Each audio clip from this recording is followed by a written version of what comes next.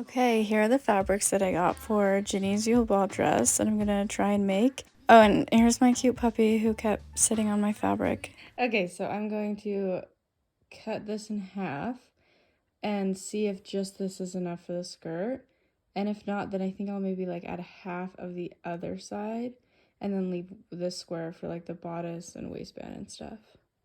Okay, so I tried to baste it and gather it, but it just won't pull through the fabric because it's kind of sturdier fabric. But I think I'm gonna need to add this panel. I'd want to do this as well, but I need it for the bodice, which I don't know how much I'll need, but I'm just gonna use the whole thing. And I guess if I have extra, like, I don't know, it'll be fine. Okay, so I folded it in half like that. Don't look at my nails. And then I'm just gonna cut it right here and have one thing be for the front and one for the back. It could be a bad idea, but I think I'm just gonna do it. Sorry, but look how cute he is. Okay, anyway, to start on the bodice, I cut that little slit to try on. It just helps it lie more flat. And the places where I pin, so that first one is how low I want the neckline to go, and then it's gonna curve up to where it's gonna follow my shoulder, and then I'm gonna leave about an inch or so for the sleeve, whatever, curve down for the armhole, and then cut on that far pin where I want like an inch past it, because the pin is pinned exactly where I want the stitch to be, so I'm gonna pin like an inch past that. Here's the shape for the bodice.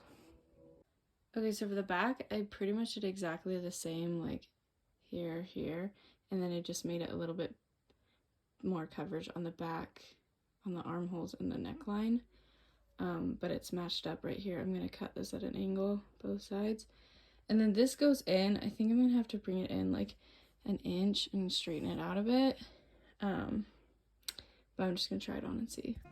Okay, after doing a ton of more alterations, this is what I ended up with. And then I headed over to the sewing machine and I sewed the two sides and the top right where I placed the pin. So it's like I just sewed like on the edge of the foot. And then I serged around everywhere and I folded it down once and then I clipped it so it would fall nicely. For the tulle, I folded it in thirds, cut on each fold, and then sewed those right sides together and then gathered it. Here are all the pieces I have cut out. I'm gonna sew that right sides together. There's the tulle gathered, the pink panel sewed together, and now I couldn't gather it because it was too thick, so I just pleated it like so, and then I just sewed straight across, and then I got my tulle, and I accidentally didn't do it. I put it the wrong side for the tulle, and I had to fix that later, but here it is pinned and sewed, and now I'm pinning it to the bodice. There it is, all nice, and see, oh, you could see this seam sticking out. And then I ironed my zipper to prep it for insertion, and yeah, there it is. It's kind of pulled a little, but you know, you can't really see it. And I liked how it looked as it is, so I decided to make the green outer layer like just a separate skirt to put on top of it. And I cut right where I was pointing, because I need that for like the shawl thing. I didn't really know what I was going to use it for, but Ginny has something like it. So I just gathered it and sewed with a zigzag stitch onto a piece of elastic. But yeah, this was kind of to like make Ginny's dress like more mature, because she wears it when she's pretty young, to the Yule Ball. And I don't know, I just didn't really, I was trying to like reimagine it, you know what I mean? So, because she has that green collar on the neckline, yeah, so I did the zigzag stitch. Here it is all pinned together, and yeah, here's where I realized that I did it wrong, so I just cut it off, because it's the selvage, I think, anyways, so it was like, see how there are holes and it's not as sheer as the rest of it. Okay, now for the hemming, I curved the green layer because Ginny's curves a little bit, and then it creates this nice little flow.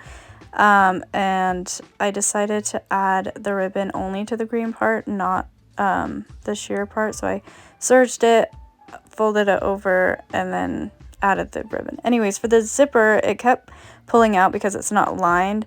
So I just decided to add some fabric glue to like a couple of spots so it would not fold out like how it's doing, and I could zip it up more nicely.